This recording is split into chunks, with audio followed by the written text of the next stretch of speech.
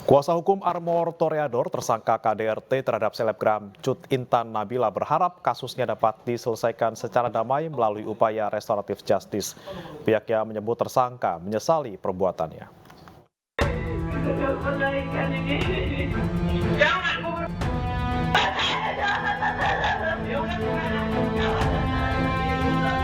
Pasca kasusnya viral, kuasa hukum tersangka kekerasan dalam rumah tangga Armor Toreador meminta agar keluarga korban dan korban Cut Intan Nabila agar mau berdamai dengan pelaku. Pihaknya berdalih pelaku masih memiliki anak yang masih kecil, termasuk bayi berumur 1 bulan. Kuasa hukum tersangka pun akan mendatangi keluarga korban sekaligus meminta Polres Bogor melakukan mediasi restoratif justice sebagai pertimbangan. Pihaknya mengakui bahwa tersangka telah menyesali perbuatannya dan memohon maaf atas perbuatannya tersebut. Sebenarnya keluarga sangat terpukul dengan ini, termasuk Armor sangat terpukul. Tidak tahu mau se-booming ini ya. Dari Bogor, Jawa Barat, Wildan Hidayat, iNews melaporkan. Sebelumnya Polres Bogor telah menetapkan Armor Toreador, suami korban, sebagai tersangka. Polisi menjerat Armor dengan pasal berlapis, yaitu Undang-Undang Penghapusan KDRT dengan ancaman 10 tahun penjara dan Undang-Undang Perlindungan Anak dengan hukuman 4 tahun 8 bulan penjara.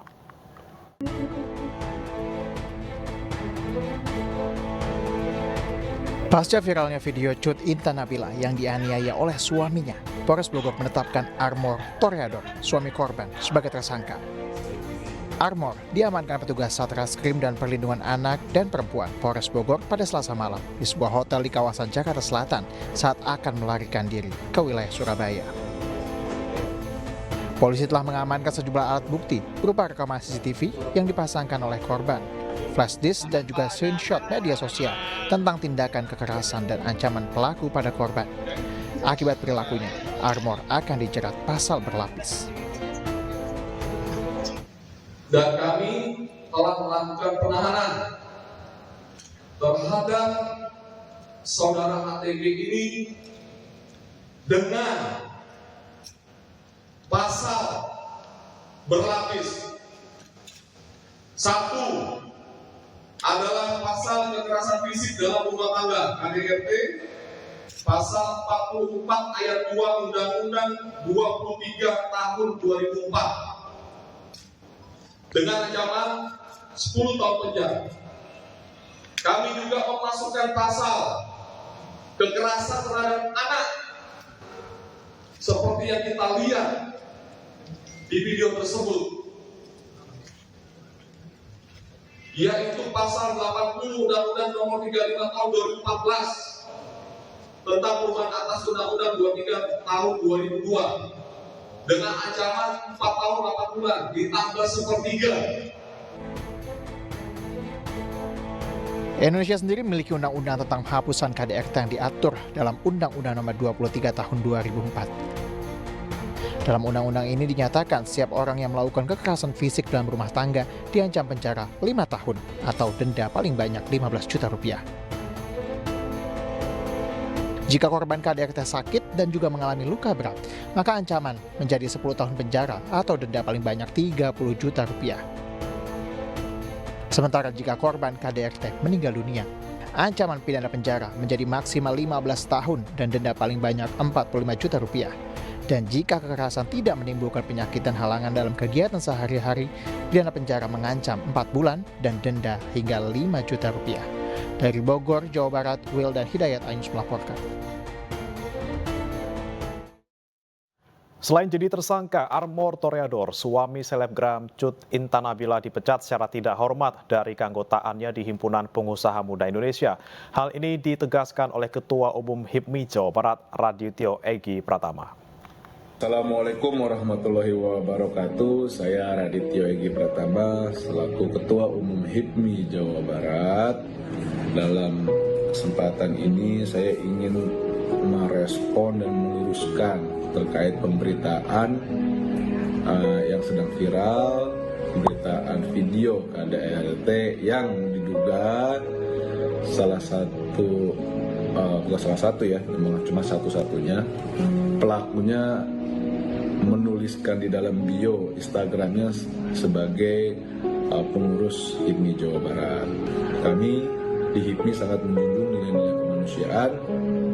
Oleh karena itu, saya tegaskan bahwa setiap anggota dan pengurus HIPMI Jawa Barat yang memang terlibat dalam tindakan KDRT akan dikenakan sanksi tegas sesuai dengan peraturan dan kode etik organisasi.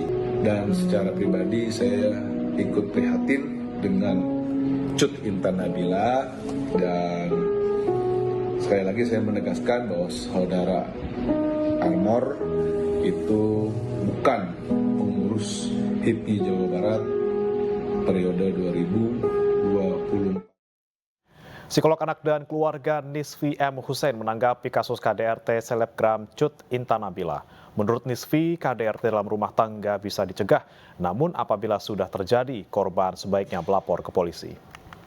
Jadi kalau saya melihat kasus ini, memang kalau kita hanya berpusat pada emosi kita gitu ya, kemarahan kita cenderung memang meluapkan gitu ya emosi ini. Tapi yang perlu kita telaah di sini, ini adalah sebuah pembelajaran yang penting untuk semua orang, untuk para remaja ya, untuk para orang tua, agar kasus seperti ini berhenti sampai di sini saja. Dan pembelajaran ini sebetulnya yang ingin saya sampaikan adalah bagaimana kita mengantisipasi ya, dan juga mengenali kenapa ini bisa terjadi. KDRT ini bisa diantisipasi dan bisa disikapi jika itu terjadi ketika seorang itu punya self esteem yang baik gitu. Jadi seorang ibu harus punya self esteem. Ketika ada seseorang melanggar self esteemnya dia gitu ya, melanggar ibaratnya melecehkan atau melukai atau menganiaya, itu sebetulnya sudah lampu merah ya, sudah harus waspada bahwa dia sudah saatnya melapor gitu. Tidak bisa ini ditahan, didiamkan atau di keep sendiri gitu. Jadi memang yang harus dilakukan adalah edukasi untuk para ibu muda gitu ketika Kasus KDRT yang menimpa selebgram Cut Intan Nabila terungkap setelah diunggah di akun Instagramnya. Dari unggahan tersebut, polisi kemudian melakukan penyelidikan dan menangkap suami selebgram tersebut. Bisa menaikkan ini.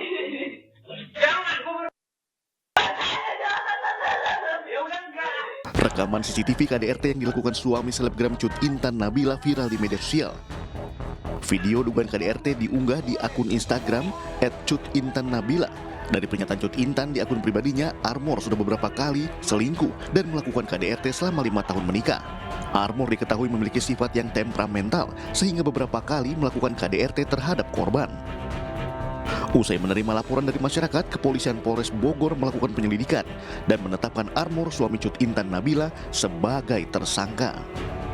Sementara itu, sebelumnya polisi mendatangi rumah keduanya di wilayah Cikeas, Kecamatan Sukaraja, Kabupaten Bogor.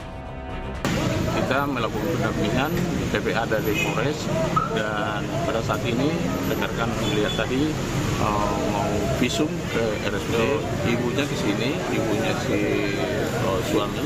Jadi ibunya menyarankan keluar dulu biar jangan terjadi pertengkaran lagi.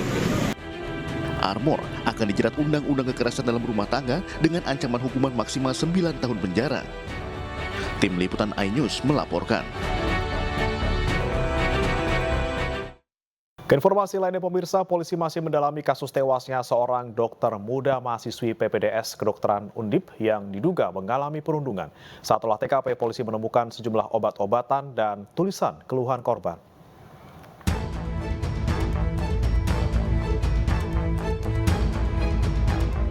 Seorang dokter muda mahasiswi PPDS Kedokteran Undip, Semarang, Jawa Tengah, ditemukan tewas di kamar kosnya.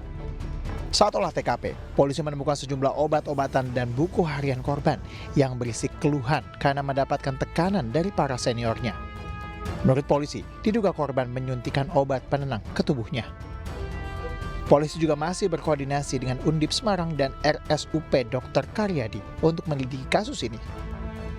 Sementara pihak Undip Semarang membantah korban mendapat perundungan sebelum ditemukan tewas. Dari hasil investigasi internal kami bahwa itu tidak benar, ya, jadi bukan dari perundungan.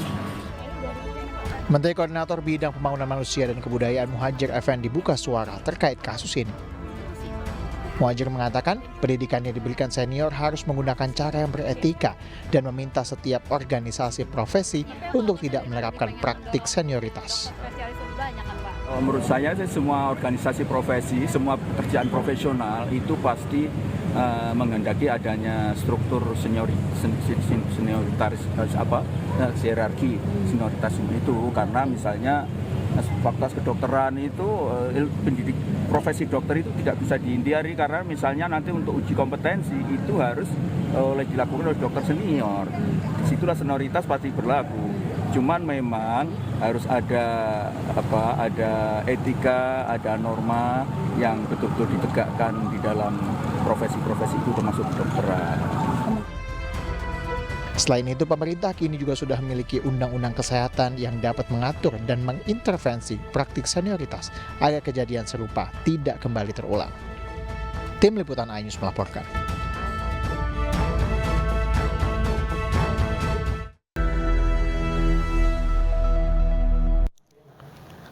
Kembali di iNews Prime pemirsa, langkah Saka Tatal mengajukan peninjauan kembali diikuti ke-6 terpidana lainnya di kasus Vina dan Eki. Upaya hukum ini dihormati keluarga Vina meski mereka membantah dugaan kasus ini merupakan kecelakaan tunggal.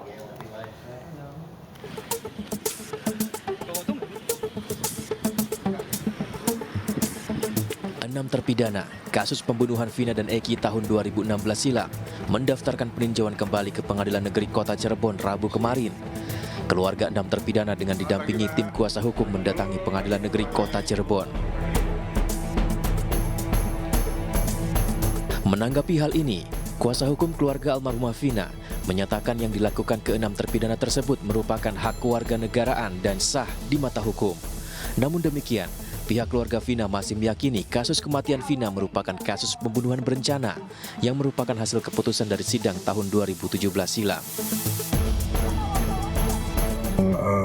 Peninjauan kembali dari 6 terpidana itu adalah hal yang wajar dan hak daripada setiap warga negara untuk melakukan upaya hukum, itu sah-sah saja menurut kami. Dan menurut kami juga semakin banyak yang mengajukan upaya hukum membuat kasus ini semakin terang, semakin jelas. Jadi apapun nanti hasilnya, kami dari pihak keluarga akan menghormati dan mengikuti putusan terbaru nanti. Tapi sampai saat ini kami masih meyakini bahwa itu adalah pembunuhan berencana yang disertai dengan pemerkosaan. Pihak keluarga Vina juga tetap mematuhi hasil keputusan jika sidang peninjauan kembali dimenangkan oleh para terpidana. Dari Cirebon, Jawa Barat, Toy Iskandar, iNews melaporkan. Tim kuasa hukum 6 terpidana kasus pembunuhan Vina dan Eki mengajukan peninjauan kembali atau PK di Pengadilan Negeri Kota Cirebon, Jawa Barat. Rencananya tim kuasa hukum akan mengajukan 50 saksi fakta dan ahli yang akan dihadirkan pada sidang PK nanti.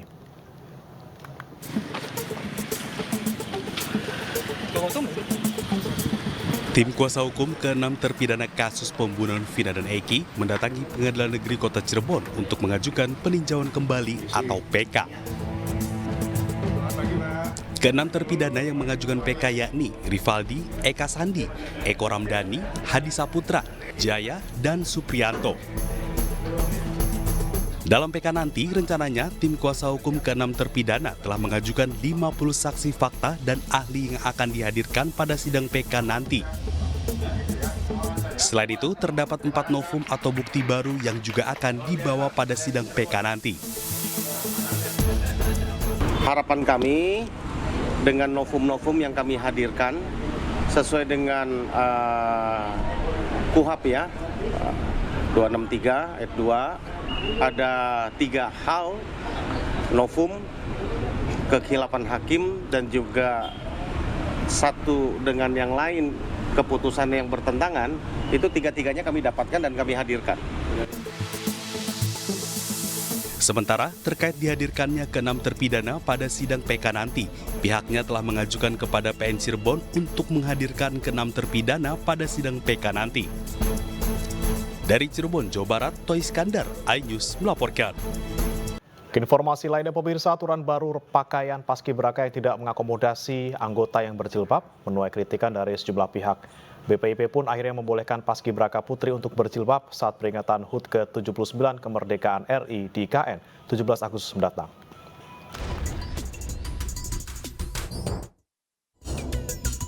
Aturan pakaian paskibraka yang tidak mengakomodasi anggota putri yang berjilbab menuai sorotan. Setelah banjir kritikan dari berbagai pihak, Badan Pembinaan Ideologi Pancasila atau BPIP pun akhirnya membolehkan paskibraka putri untuk berjilbab saat upacara peringatan HUT ke-79 kemerdekaan RI di IKN. Kisruh ini bermula saat pengukuhan paskibraka di IKN oleh Presiden Joko Widodo, di mana tidak ada satupun paskibraka putri yang memakai jilbab. Padahal ada 18 anggota paskibraka putri yang menggunakan jilbab pada saat latihan. BPIP menyebut tidak ada pemaksaan untuk melepas jilbab saat pengukuhan. Para calon paskibraka sebelumnya secara sukarela mendaftar dan mengikuti seleksi administrasi dan menandatangani surat pernyataan bermaterai. Pernyataan tersebut salah satunya terkait dengan tata pakaian yang tidak memuat pilihan bagi paskibraka yang berjilbab. BPIP memahami aspirasi masyarakat. BPIP menegaskan bahwa tidak melakukan pemaksaan lepas jilbab. Penampilan paskibraka putih dengan mengenakan pakaian, atribut, dan sikap tampang sebagaimana terlihat pada saat pelaksanaan tugas kenegaraan, yaitu pengukuhan paskibraka, adalah kesukarelaan mereka dalam rangka mematuhi peraturan yang ada dan hanya dilakukan pada saat pengukuhan paskibraka dan pengibaran sang merah putih pada upacara kenegaraan saja. Sebelumnya, Pengurus Pusat Purna Paskibraka Indonesia atau PPI menolak aturan pakaian paskibraka yang tidak mengakomodasi anggota putri yang memakai jilbab. Hal ini dinilai mencederai nilai kebinekaan dan nilai luhur Pancasila, khususnya ketuhanan yang Maha Esa. Kami atas nama seluruh anggota Purna Paskibraka Indonesia dimanapun berada prihatin dan menolak tegas kebijakan atau mungkin ada tekanan terhadap adik-adik kami anggota Paskibraka tingkat pusat atau nasional tahun 2024 putri yang biasa menggunakan hijab atau jilbab untuk melepaskan hijab atau jilbabnya yang menjadi keyakinan agama mereka. Sebelumnya, Presiden Joko Widodo mengukuhkan 76 anggota Paskibraka yang akan bertugas dalam upacara di IKN. 18 Paskibraka putri yang sebelumnya menggunakan jilbab terlihat tidak menggunakannya saat pengukuhan.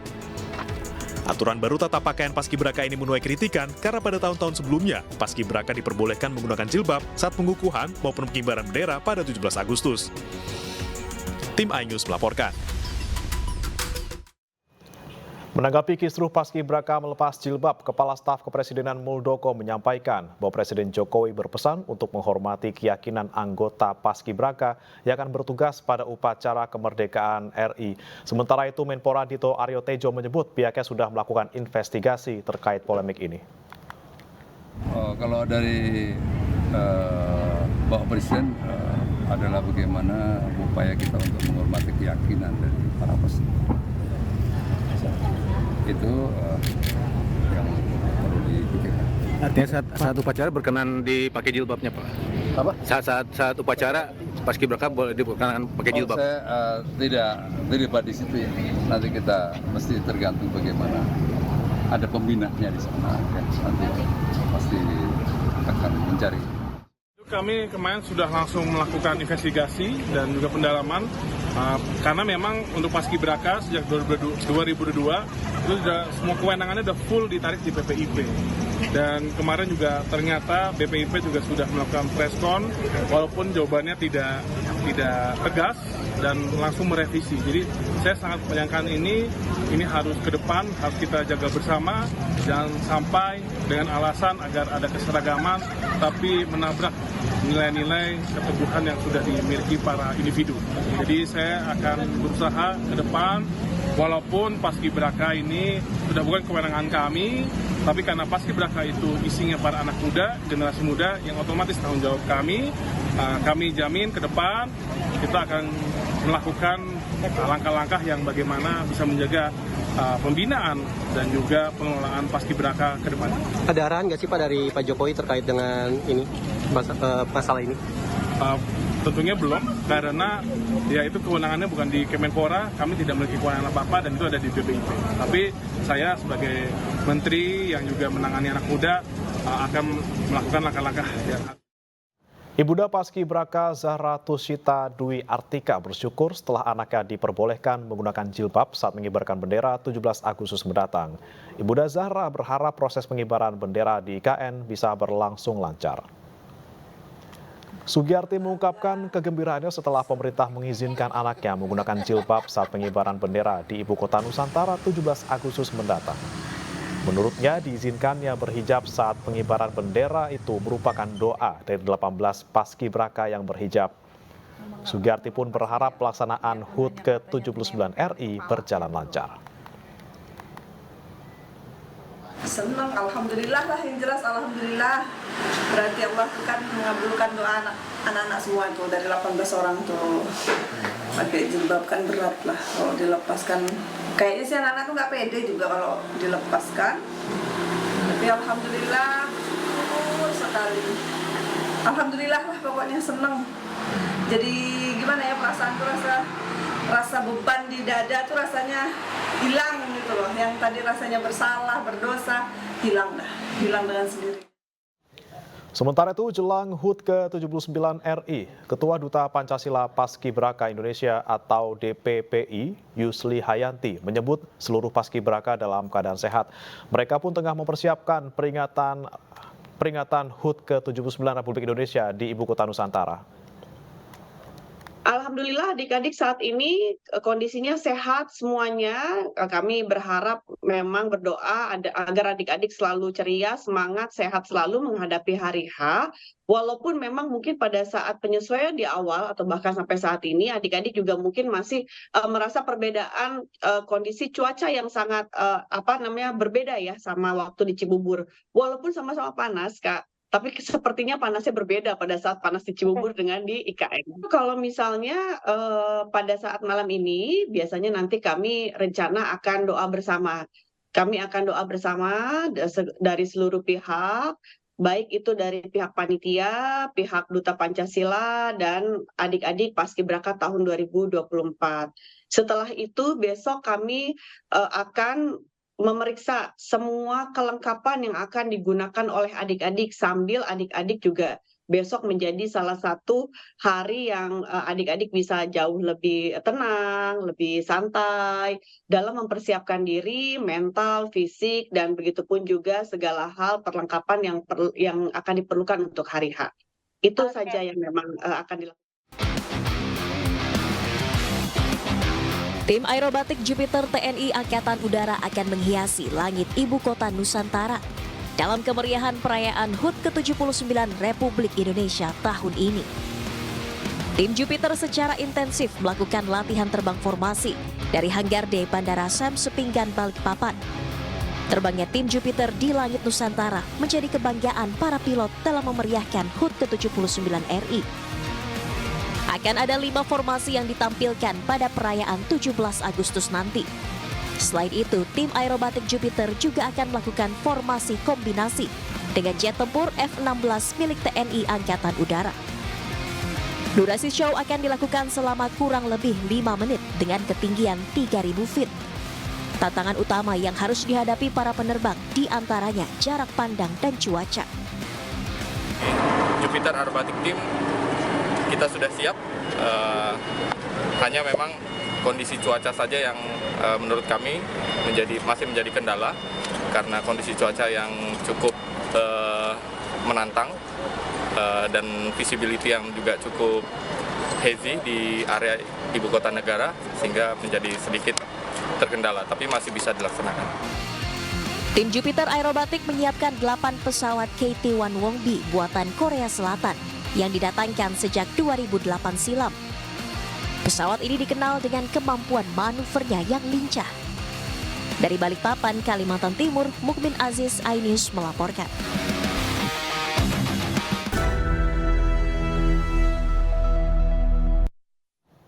Ada kembali di iNews Prime pemirsa, 3 partai pengusung Anies Baswedan sudah memberikan sinyal akan berpindah dukungan. PKS, PKB, dan Nasdem diprediksi akan bergabung dengan Kim Plus mengusung Ridwan Kamil di Jakarta. Untuk Pak Dasko khususnya dan Gerindra, ajak-ajaklah PKS.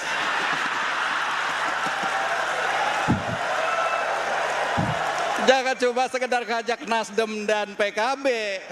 PKS ditinggalkan sendirian. Candaan ini layaknya sinyal pencabutan dukungan PKS untuk Anies Baswedan. Tidak hanya PKS, PKB pun diprediksi juga akan bergabung dengan Kim Plus untuk maju dalam Pilkada Jakarta.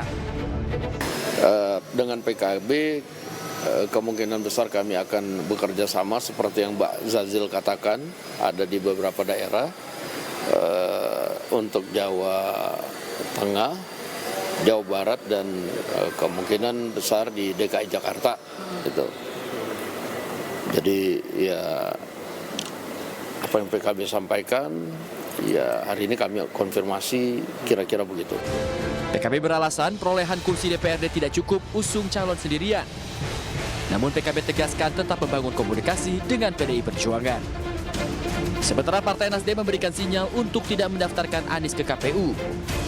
Bila ketiganya menarik dukungan, maka Anies Baswedan terancam gagal maju ke Pilgub Jakarta. Tim Liputan, iNews melaporkan.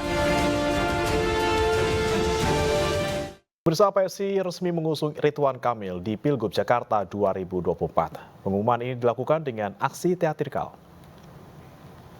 Aksi teatrikal menjadi pembuka saat PSI mengumumkan dukungannya secara resmi terhadap Ridwan Kamil untuk maju di Pilkada Jakarta. Menurut Ketua Umum PSI Kaisang Pangarep, dukungan resmi partai terhadap RK dan sejumlah calon kepala daerah di Indonesia sudah melalui mekanisme yang disetujui oleh Des Pilkada. Sementara itu Ridwan Kamil mengapresiasi dukungan ini dan tinggal menunggu sosok pendamping di Pilgub Jakarta 2024. Bapak RK, Kang Emil. Ya, garis besarnya kami memberikan surat rekomendasi kepada Cakada di seluruh Indonesia yang sudah disetujui dan difilter langsung oleh Des Pilkada dan tentunya juga saya sebagai Ketua Umum. Secara resmi saya mendapatkan surat rekomendasi untuk maju di pemilihan Gubernur Jakarta ya. Suratnya saya terima ya dengan sedikit teatrikal lah ya, kira-kira begitu. Setelah itu kita tunggu pengumuman calon wakilnya kan masih dibahas walaupun namanya sudah ada beredar dan lain sebagainya, tapi kan belum resmi disampaikan karena masih ada mungkin dinamika ya. Setelah itu ya mudah-mudahan tidak ada. Bakal calon Gubernur Sumatera Utara Bobi Nasution menanggapi rivalnya Edi Rahmayadi yang diusung oleh PDI Perjuangan. Bobi menyebut semakin banyak calon maka semakin banyak referensi untuk masyarakat dalam memilih.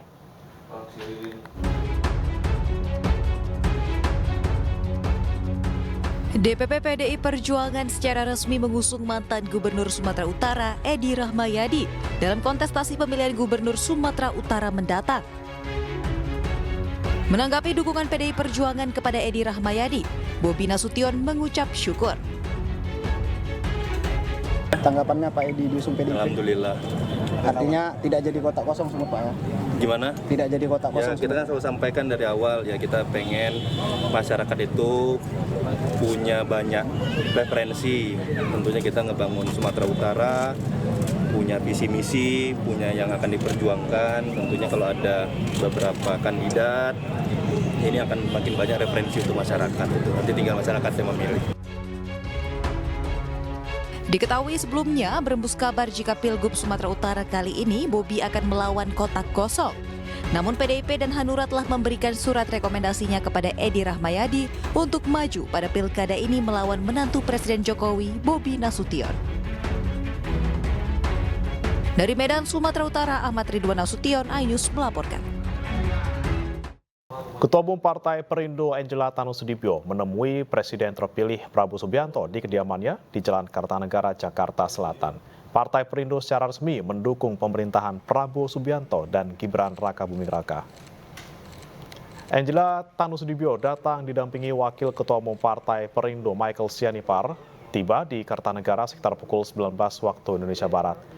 Angela yang juga Wakil Menteri Pariwisata dan Ekonomi Kreatif disambut langsung Ketua Harian Partai Gerindra Sufmi Dasko Ahmad dan Sekjen Gerindra Ahmad Muzani. Pertemuan dilakukan dalam rangka silaturahmi Angela sebagai Ketua Umum baru Perindo. Pertemuan ini juga sekaligus menegaskan jika Partai Perindo secara resmi mendukung pemerintahan Prabowo Subianto dan Gibran Raka Buming Raka. Memang kami melihat Partai Perindo ke depannya ini terus mendukung pemerintahan ya, karena kalau kita ingin berkontribusi lebih lagi ya tentunya harus bergabung dengan pemerintah. Mungkin itu aja. Resmi ya Mbak mendukung Mbak. Betul, resmi mendukung pemerintahan yang sah Prabowo Gibran. Tadi Mungkin Pak itu ya. disampaikan Perindo juga meminta jatah menteri begitu Mbak. Oh, kami tidak membahas sampai sejauh itu. Kami hanya membahas soal bagaimana arah pembangunan ke depannya dan bagaimana Perindo bisa terus berkontribusi. Apalagi hari ini Perindo sudah bertransformasi dengan banyak generasi muda yang join Perindo. Kami harap ini bisa menyalurkan gagasan-gagasan generasi muda dalam pemerintahan ke depannya. Dan tadi disambut baik tentu ya Mbak sama Pak Prabowo atau seperti apa? Alhamdulillah sangat baik ya. Tentunya dan kami cukup cair berbincang di dalam. Semoga ini menjadi awalan yang baik untuk sinergi Partai Perindo dengan pemerintah. Pemirsa, pemerintah memberikan apresiasi bonus kepada para atlet yang berjuang di Olimpiade Paris 2024. Peraih medali emas mendapatkan 6 miliar rupiah dan perunggu 1,65 miliar rupiah.